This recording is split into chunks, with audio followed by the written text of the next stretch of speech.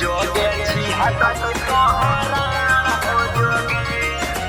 Music by Dharmendra राज। अगला गाँव बजड़ पारो भतरा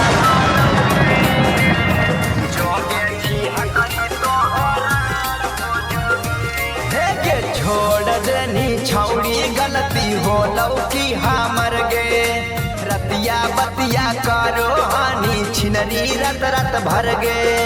रतिया बतिया करो हानि छिनरी रत रत भर गे हे के छोड़ देनी छौड़ी गलती हो लौकी हमर गे रतिया बतिया करो हानि छिनरी रत रत भर गे अगला गौ बजड़ पारो जोगे छी हतारी तोहरा हो जोगे हे गे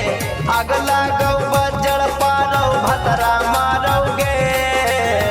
जोगे छी हतारी तोर मंगिया जरतौगे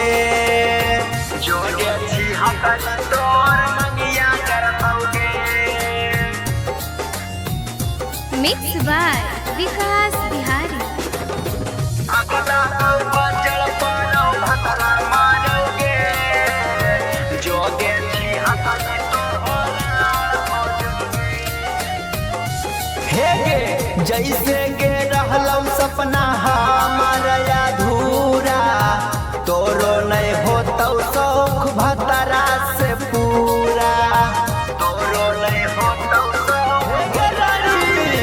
जैसे गे रहलौ सपना हमार अधूरा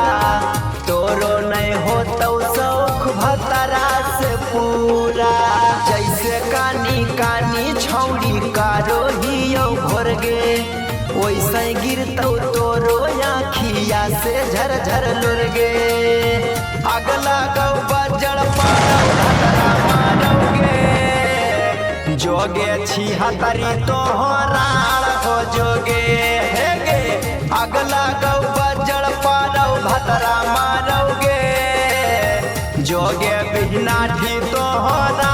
हो जोगे जोगे बिहनाठी तोहरा हो जोगे जहरा music recording studio Sheikhpura Dhanaura. अगला गौ बजड़ पारो भतरा मारोगे जोगे छी हतारी तोहरा हो जोगे हे गे अदकर साथे जहानी पढ़े आंगन बड़िया आज कैसे हमारा भूल गे नहीं छिनरिया आज कैसे हमारा भूल गे नहीं हे गे अदकर पढ़े साथे जहानी आंगन बड़िया आज कैसे हमारा भूल गे नहीं छिनरिया हम ही हलियौ पसंद देहानी गे रोजे रोजे नहीं नीलो हालौ बिकसवा लागो हानि खोजे हे गे अगला गौ बजड़ पारो भतरा मारोगे जोगे छी हतारी तोहरा हो जोगे हे गे अगला गौ बजड़ पारो भतरा मारोगे जोगे छी हतारी तोरा मंगिया जारोगे।